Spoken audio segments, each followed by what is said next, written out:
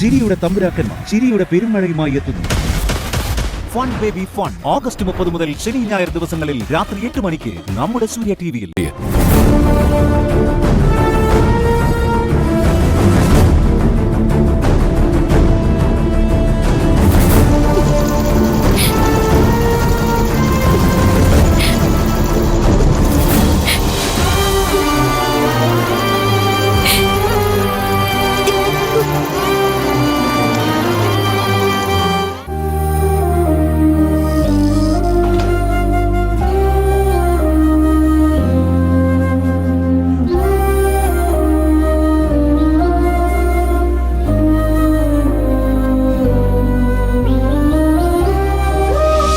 എനിക്കല്ല എന്നോട് പറഞ്ഞ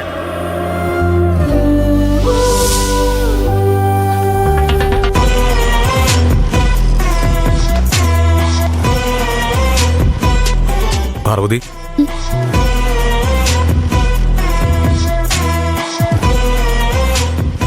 ഈ ജോലി രാജിവെച്ചാലോന്നാ ഞാൻ ആലോചിക്കുന്നത്. എന്തിനാ ജോലി രാജിവെക്കുന്നത്? നന്ദന് ഇവിടെ എന്തെങ്കിലും ബുദ്ധിമുട്ടുണ്ടോ? എനിക്ക് ബുദ്ധിമുട്ടുണ്ടോന്ന് ചോദിച്ചാ ഞാൻ ആവശ്യപ്പെട്ട സാലറി കമ്പനി സമ്മതിച്ചിട്ടുണ്ട്. വലിയ ഇടപെടലുകളൊന്നുമില്ല. നന്നായി സഹകരിക്കുന്ന ലേബേഴ്സാണ് എന്റെ കീഴിലുള്ളത്. എനിക്ക് പ്രഷറോ ടെൻഷനോ ഒന്നുമില്ല. ആ കാര്യത്തിൽ ഞാൻ ഹാപ്പിയാണ്. പക്ഷേ എനിക്ക് ഒരിക്കലും അംഗീകരിക്കാൻ കഴിയാത്ത, എന്റെ മനസ്സിനെ വല്ലാതെ വിഷമിപ്പിക്കുന്ന ചില കാര്യങ്ങളും ഇവിടെ നടക്കുന്നുണ്ട്. പാർവതിയോട് കരുണാകരൻ സാറ് കാണിക്കുന്ന ക്രൂരതയെക്കുറിച്ചാണ് ഞാൻ പറയുന്നത്. അത് എന്റെ തലയിലെഴുത്താ. നന്ദൻ ജോലി രാജിവെച്ച് എവിടെന്ന് പോയാൽ എന്റെ തലവര മാറുവോ? മാറും. ഞാൻ ജോലി രാജിവെക്കുന്നത് വീട്ടിൽ പോയി വെറുതെ ഇരിക്കാനല്ല. ഇതിനേക്കാളും നല്ലൊരു കമ്പനിയിൽ ജോയിൻ ചെയ്യാൻ വേണ്ടിയാ. ജോയിൻ ചെയ്യുമ്പോൾ എന്റെ കൂടെ ഒരാൾ കൂടി ആ കമ്പനിയിൽ ജോയിൻ ചെയ്യും. അതാരാണെന്നറിയും? പാർവതി തന്നെ. പാർവതിക്ക് ഞാൻ ആ കമ്പനിയിൽ വാങ്ങി തരാൻ പോകുന്ന ജോലി എന്താണെന്ന് ചോദിക്കേ. ടൈലർ. പാർവതി ഈ കമ്പനിയിൽ എന്തൊക്കെ അനുഭവിച്ചിട്ടുണ്ടെന്ന് എനിക്കറിയാം. പാർവതിക്ക് അല്പം ആശ്വാസം ലഭിക്കാൻ എന്നെക്കൊണ്ട് കഴിയുന്നതെല്ലാം ഞാൻ ചെയ്തു തന്നിട്ടുമുണ്ട്. കൈലാഷ് സാറിനോട് പറഞ്ഞ് ആ ട്രോളി വാങ്ങി തന്നതൊക്കെ അതിനു വേണ്ടിയാണ്. പക്ഷെ ഒരു സൂപ്പർവൈസർക്ക് അതിൽ കൂടുതൽ അധികാരങ്ങളൊന്നും ഇല്ലല്ലോ പാർവതി. അതുകൊണ്ട് എനിക്ക് ചെയ്തു തരാൻ കഴിയുന്ന സഹായങ്ങൾക്ക് ഒരു പരിധിയുണ്ട്. അതുകൊണ്ടാണ് ഞാൻ ഈ തീരുമാനം എടുത്തത്. വന്ന ദിവസം തന്നെ കരുണാകരൻ സാർ പാർവതിയുടെ കയ്യിൽ വെച്ച് തന്ന ചൂലും തുടപ്പിയും അയാളുടെ മുഖത്തേക്ക് വലിച്ചെറിഞ്ഞിട്ട് പാർവതി എൻ്റെ കൂടെ വരണം. എന്നിട്ടൊരു ദിവസം പാർവതി ഇവിടേക്ക് തിരിച്ചു വരും. ജോലിക്കല്ല. നിങ്ങൾ തോൽപ്പിക്കാൻ ശ്രമിച്ചിട്ടും ഞാൻ തോറ്റുപോയില്ലെന്ന് ആ കരുനാഗത്തിന്റെ മുഖത്ത് നോക്കി പറയാൻ. അയാൾ പാർവതിയോട് കാണിച്ച ക്രൂരതകളെല്ലാം എണ്ണി എണ്ണി പറഞ്ഞ് അയാൾക്ക് തിരിച്ചടി നൽകാൻ. പാർവതി പഴയ പാർവതിയല്ലെന്ന് അയാൾക്ക് ബോധ്യമാക്കി കൊടുക്കാൻ. ഇനി ഒരിക്കലും പാർവതിയുടെ കണ്ണ് നിറയില്ല. നിറയാൻ ഞാൻ സമ്മതിക്കില്ല. നന്ദനാ പറയുന്നേ. ബാക്കി എല്ലാവരും എന്നോട് സ്നേഹത്തോടെ പെരുമാറിയിട്ടുള്ളൂ. PKR സാറും കൈലാഷ് സാറും പ്രിയൻ ചേട്ടനും മോഹൻ ചേട്ടനും ജയന്തി ചേച്ചിയും സൗന്ദര്യയും എല്ലാവരും.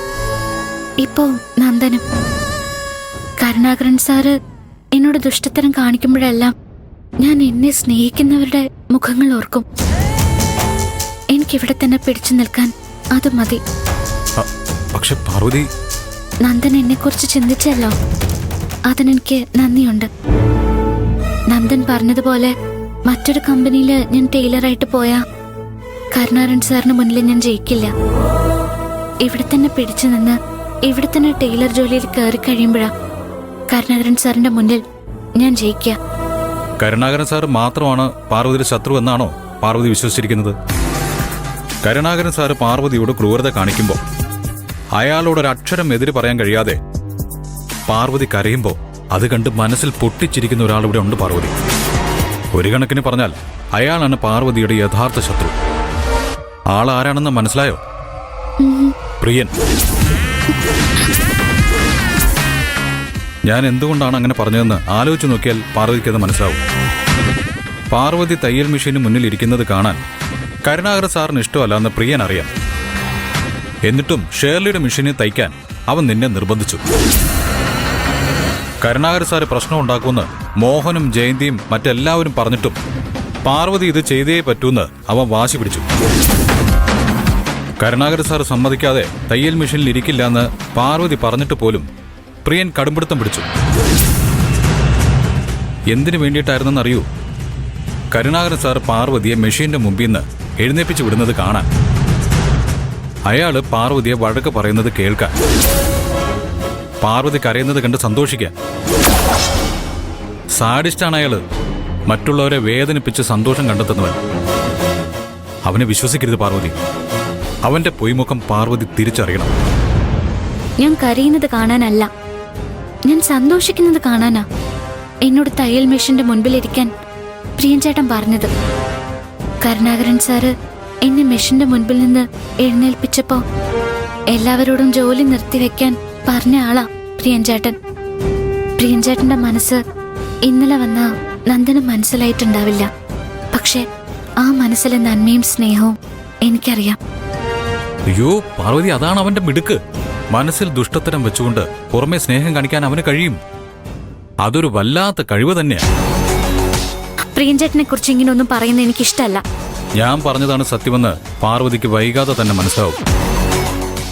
കരുണാകരൻ സാർ എഴുന്നേൽപ്പിച്ചു വിട്ട അതേ തയ്യൽ മെഷീനിൽ കരുണാകരൻ സാറിന്റെ മുന്നിൽ വെച്ച് ഞാൻ പാർവതിയെ പിടിച്ച് അവിടെ ഇരുത്തുമ്പോൾ പാർവതിക്കത് മനസ്സിലാവും പ്രിയന്റെ നന്മ സത്യമാണോ അഭിനയമാണോ എന്ന്.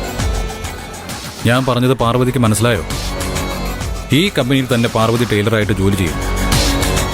പാർവതിക്ക് ടൈലറായിട്ട് ഞാൻ പ്രൊമോഷൻ തന്നിരിക്കും വൈകാതെ തന്നെ. ഇത് നന്ദന്റെ വാക്കാ.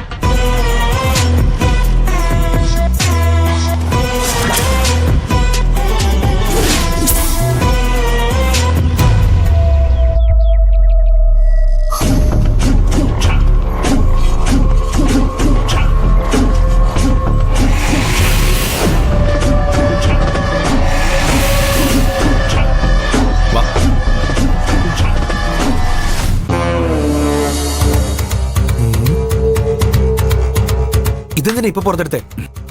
ആരെങ്കിലും കാണും? ആര് കാണാനാ? ഇത് ഗോഡൌണാ. വല്ലപ്പോഴും ആരെങ്കിലും വന്നാലായി. അരവിന്ദ് സാർ അറിഞ്ഞാം നമ്മൾ കുടിക്കുകയും വലിക്കുകയും സ്റ്റഫ് അടിക്കുകയൊക്കെ ചെയ്യുന്നുള്ള കാര്യം അറിഞ്ഞുകൊണ്ട് തന്നെയല്ലേ അരവിന്ദ് സാർ ഈ പണി നമ്മളെ ഏൽപ്പിച്ചത്. അരവിന്ദ് സാറ് മാത്രമല്ല, ഇവിടെ വേറെ ആൾക്കാരുണ്ട്. അവരാരെങ്കിലും കാണുന്നതിന് മുമ്പ് നമുക്കിത് കാലിയാക്കാം. നീ പൊട്ടിക്കും.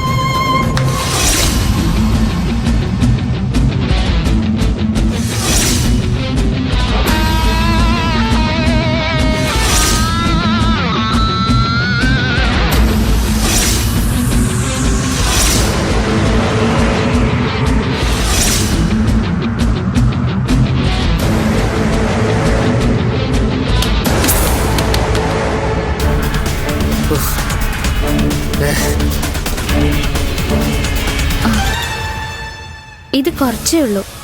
ഒരു ബോക്സിൽ 12 എണ്ണം വെച്ചാ പാക്ക് ചെയ്യാം. തേച്ച് കഴിയുന്നതനുസരിച്ച് ഞാൻ ഇങ്ങോട്ട് കൊണ്ടുവന്ന് തരാം.